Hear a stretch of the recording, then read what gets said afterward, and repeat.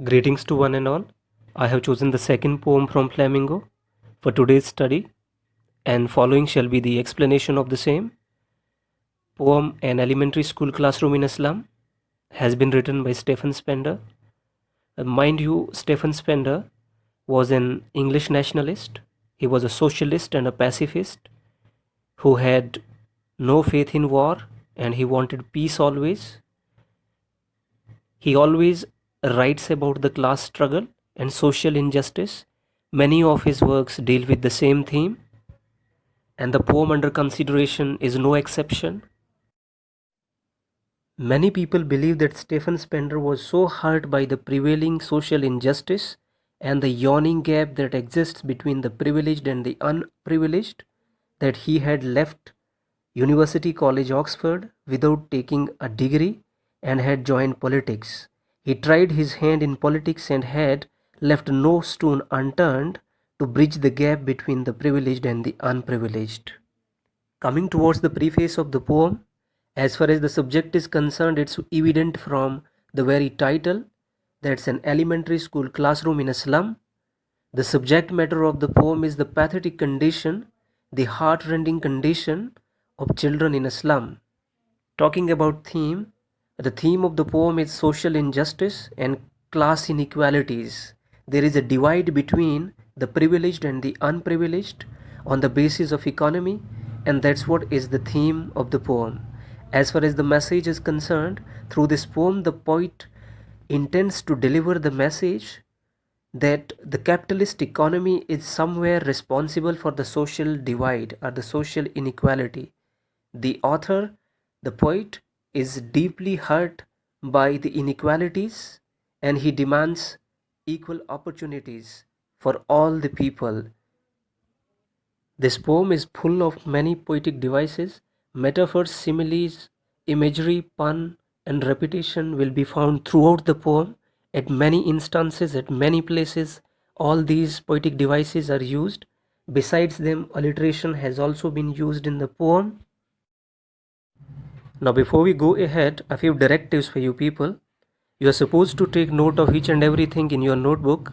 Therefore, if you are not having a notebook with you, stop the video here and go fetch one for yourself. Besides that, if at any point of time you people feel that I'm going at a faster pace, then you should stop the video so that you can maintain a congruity between your pace and that of mine.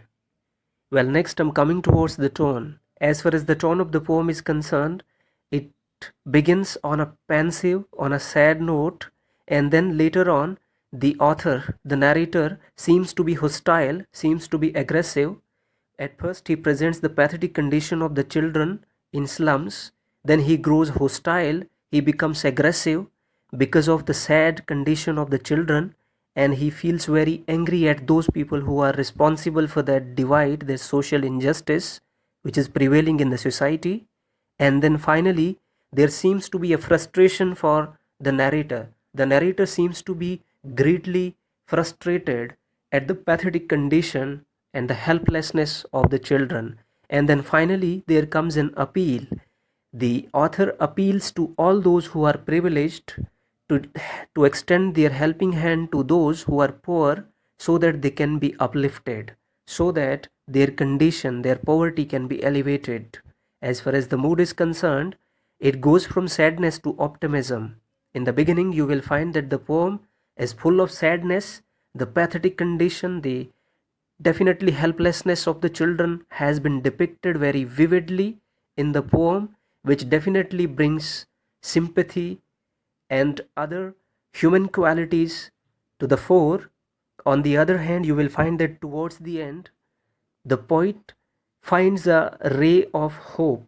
There is a kind of optimism because an appeal is being made to those who are privileged, and the poet or the narrator believes that if those people they lend their helping hand to the ones who are in destitute, they can definitely be uplifted. So there is an optimism towards the end.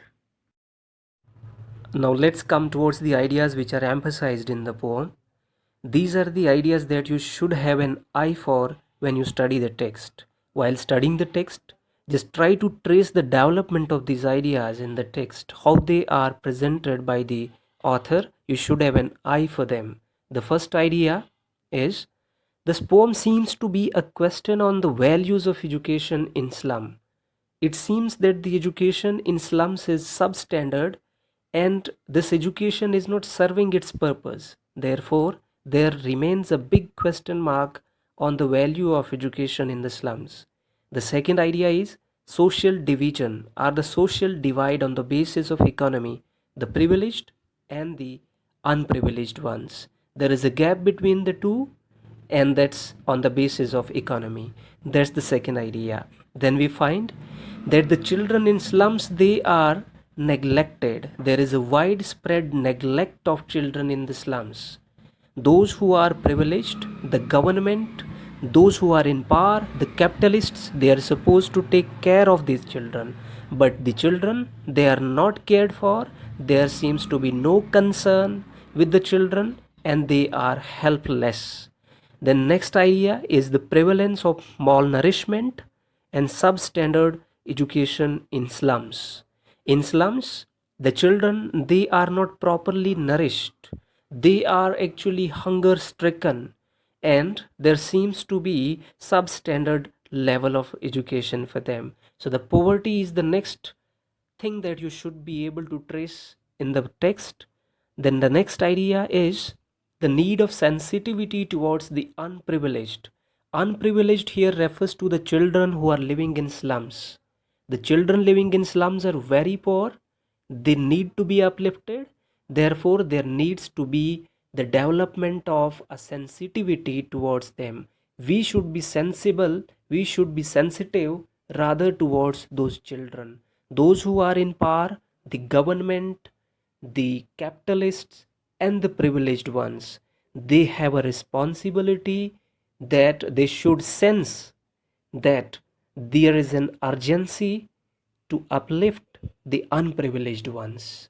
So one needs to develop the sensitivity towards those who are unprivileged. Through this poem, Stephen Spender demands opportunity for those who are deprived of that. There seems to be a need of equality, awareness, opportunity, philanthropy, so that the destitution can be uprooted.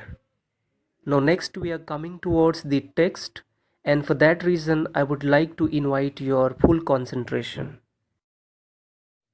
Well, on your screen is the first stanza of the poem, and before we come towards the explanation of the stanza, I would like to tell you people what the stanza is all about.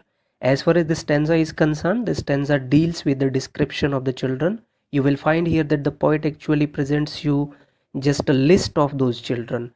He presents you a list of the children, and you will find that all the children are actually suffering from one or the other misfortune, right? And the author, through this description, which is very vivid, tries to evoke your pity, your empathy, your sympathy, right?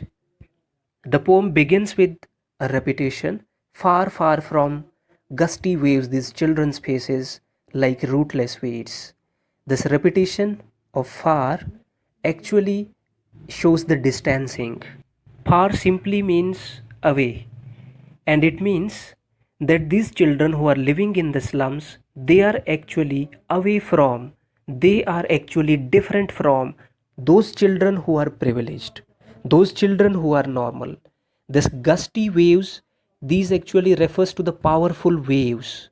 Gusty waves means the powerful waves, the reservoir of energies.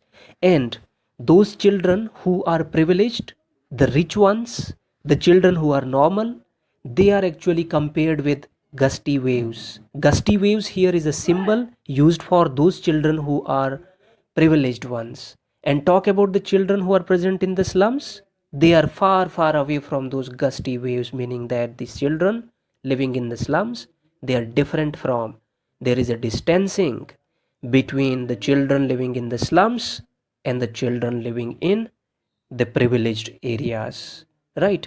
And the faces of these children who are living in the slums, they are actually described as if there seems to be no energy in them. All the energy has been drained out of them, and their faces are described There is a comparison of the faces of the children with the rootless weeds. You remember, just see this phrase written in green on your screen, like rootless weeds. This is just a simile being used here, where the poet describes the rootlessness, or the, you know, kind of homelessness of these children who are living in the slums. The author says here that these people, these children, they are actually the less valued or the unwelcomed members of society. See, weeds. Weeds simply refers to unwanted plants which grow with the crop plants, right? Now here, these children who are living in slums, they are compared with weeds, and that simply means that they are useless. The children who are poor, who are living in the slums, they are useless. They are of no use to the society. They are removed from the society. Besides that, these children, they are rootless, meaning that they do not have their homes. They are homeless, right? Their condition is helpless. Then we find that their faces are pale looking, with their hair spread over their faces. Then comes the list of these children, and the first one who is being described here is a girl, and the girl is described as tall girl.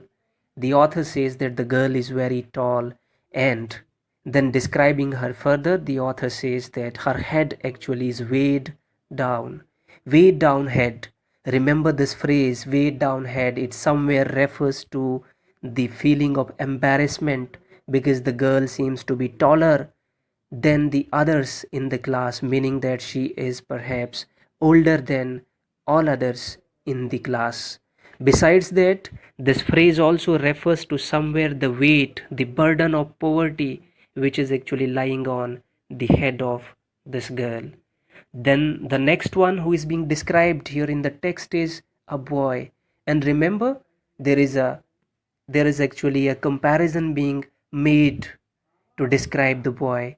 The poet has used here metaphor. The poet says this boy is paper seeming, meaning that the boy is as thin, as lean and thin, as malnourished and lean and thin as a paper, meaning that as a paper can be said to be translucent, you can almost see through a paper. Similarly, this boy is so thin, so lean, that he has been described as paper seeming boy, right?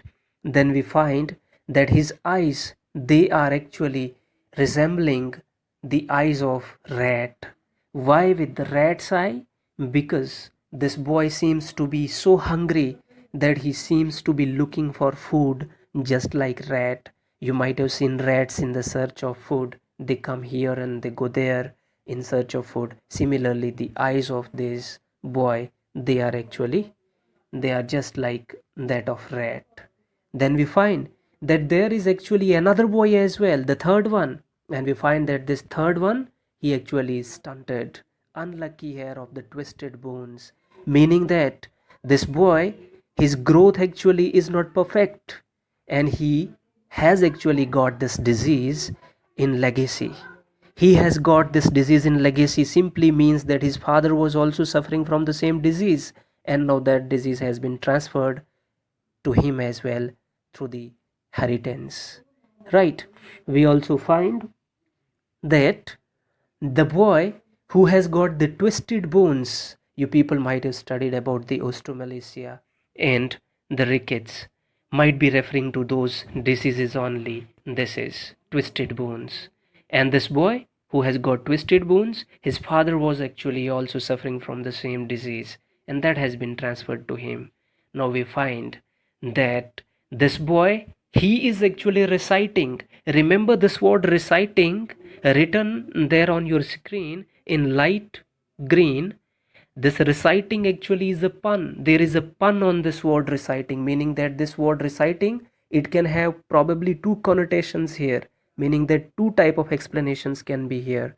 Here, it reciting not only means the recitation of the lesson that the boy is actually making, it also refers to the repetition of what his father had done, meaning that his father had also lived a life of poverty, and now he is also doomed to live that life of poverty. His father was poor, and now he is also supposed to be poor. It simply means that those who are poor, they grow poorer in the capitalist society, while those who are rich, they become richer. Fine? That's what actually is being hinted on here. Then we find that there seems to be another boy as well, but there comes a description of the class as well. The author says that this class is actually not properly lighted. This class is also dim, and he says that there is one sweet young boy as well who is sitting at the last, at the end, at the back he is sitting, and he says that his eyes actually they are full of dreams, and his dreams they have been likened, they have actually been compared with the squirrel's game, right? The squirrel that lives on trees. Might be the squirrel actually here is a symbol of freedom, and this boy he also wishes to fly, he also wishes to go away, he wants to break out from the slums so that he can go away and explore. Now, before we come towards the explanation of the second stanza, I would just like to tell you people what it deals with. The second stanza is a description of the school. Here, the walls of the school are described. What lies there on the walls, what is there displayed on the walls, has been described. Well, the walls of the school, as far as are concerned, they are described as sour cream walls. Why sour cream walls? Because these walls they seem to be off white. They are either off white or yellowish in color, but this color has been described as sour. Why sour? Sour is something, a taste which is perhaps an unwanted kind of taste, or a taste which is not pleasing one, and it simply means that these walls actually they are not pleasing, meaning that they seem to be neglected. Remember that the life of the children is also neglected. The life of the students who are living in this elementary school in a slum, their life is also neglected. So there seems to be an echo of the life of the children through these walls as well. The walls are neglected, the life of the children is equally neglected, right? So the walls they are actually full of dirt, might be they are untidy, and that's what it means. Then he says that on the walls actually there lie many things, and all those things which are displayed on the wall actually they are just the donations. Donations means they are donated by some people. There seems to be Shakespeare's head, meaning that Shakespeare's image can also be seen displayed on the wall. Besides that, we also find that there is a photograph which shows the cloudless dawn, meaning that this shows a morning, sight of morning, which is full of where the sky is cloudless. It simply means hope. There is a symbol of hope which is actually not seen in the life of these children. Then we find that there is a doom as well, which is civilized. Fine, we find that there are actually the images of the cities, big buildings, which are symbol of civilization, which is actually a symbol of privileged life, which is a symbol of richness, capitalist life. Then we also find that there is tireless valley as well. Tireless valley is actually a valley which is found in Australia, right? And this valley is actually a symbol of something very good, something really tempting, right? It's an epitome of beauty. Then we also find that there is actually a map which has been described as open-handed map. It simply means a map which has been drawn arbitrarily by somebody, by some people who are in power. They have made the maps, and all those things actually they are lying there on the walls, and they somewhere represent the world for these children, meaning that the world, the world, its world. Here remember this phrase, it simply means look. At first we find that the world of these children is confined to that small classroom which is untidy, whose walls are equally neglected, right? And inside this small world of the children there is a big world. What is that big world? the big world which is actually displayed through the donations of those images and the photographs which are displayed on the walls. Therefore, the world of the children receives the world through these photographs. Then we find that these children, actually for these children, these photographs, they serve as windows. They tell them what is outside, what lies out of the slum is being represented through those photographs. But then we also come to know that the broken windows or the untidy windows of the school classroom, they are the only windows for the children. Whatever they see out of their windows, their world is limited up to that only.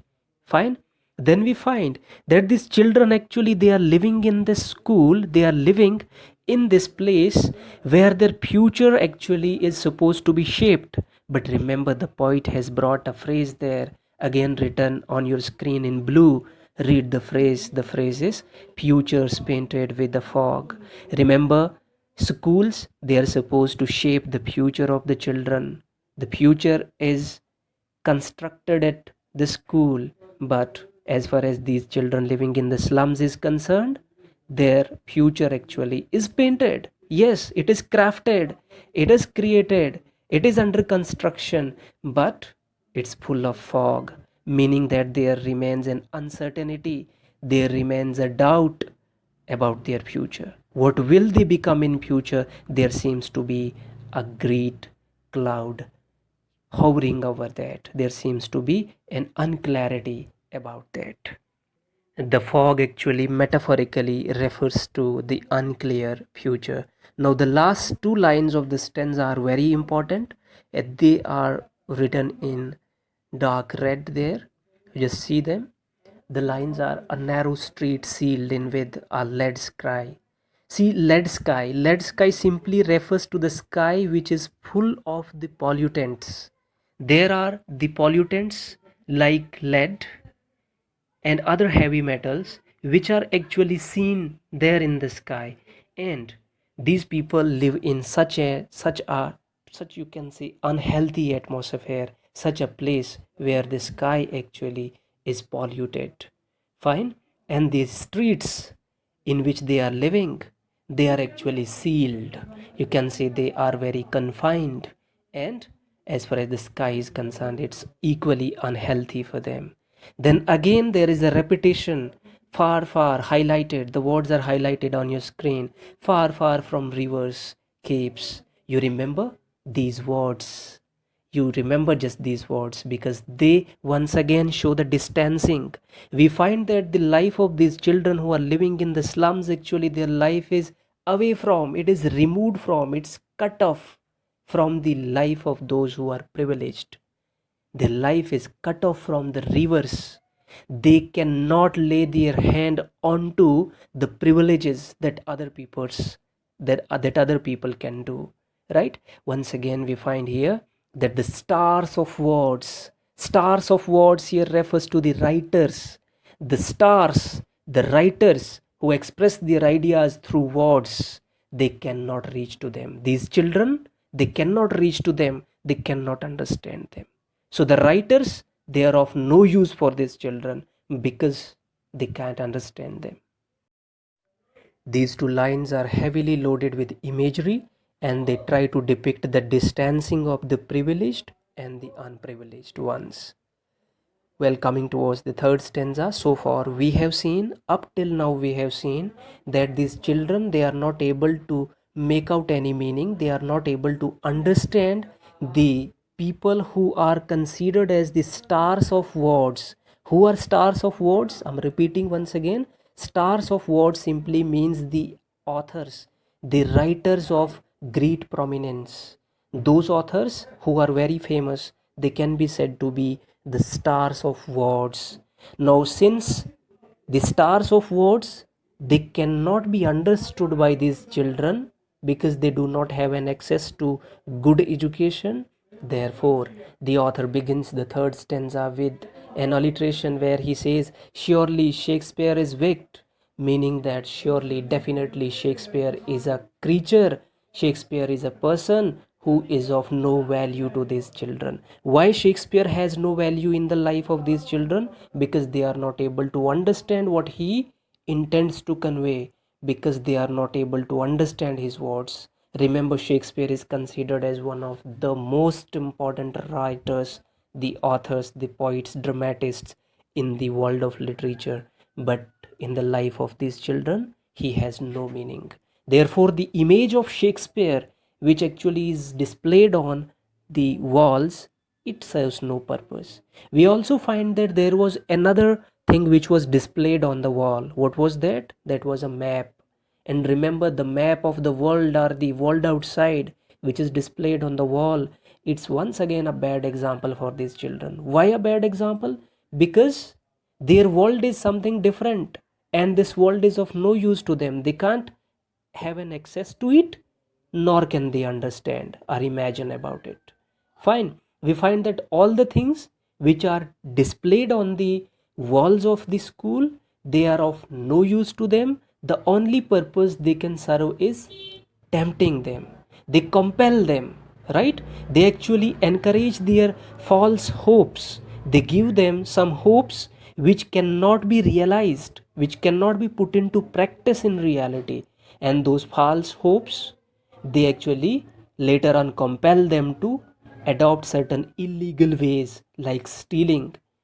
Because after seeing these photographs, these children, they develop a desire, they develop a dream that they should come out of their confinement, their pathetic life. And then what is the easy way to come out of this life? To find some illegal way like stealing. Fine. So these images, they are only encouraging them to steal. These children, they are living in the cramped holes. They are living in the places which are very congested. And remember, their life, it is going from bad to worse. The phrase is written on your screen in red. It reads, from fog to endless night. It simply means from bad to worse their life is going. And you remember, these children, they are living on the slang heap, meaning that their life is actually confined to the heap of waste. And these children, they are equally waste. They are equally, you know, futile for the society. We find that these people, they are so weak, so lean and thin, that you can probably peep through them, you can look through them, meaning that they are almost transparent or translucent. You can look through them. Skin peeped through by bones, it simply means they are lean and thin. And remember, then there comes another phrase, very important phrase. The phrase is spectacles of steel. Spectacles of steel, it's simply a symbol of industrialization. Industrialization, which has somewhere encouraged capitalism, it has actually made these children live this pathetic life. In a capitalist society, poor actually, they have grown poorer, while the rich ones, they have accumulated more and more wealth, right? So somewhere this phrase spectacles of steel, it's a symbol of just that industrialization. We later on find that these people, they are living the life of misery, and all the things of the outside world, the privileged world, they have no meaning for them at all. Well, let's come towards the last stanza, the final stanza of the poem, the fourth one. Up till now, we have seen the life of the children or the students in the elementary school. They are actually living a life of confinement.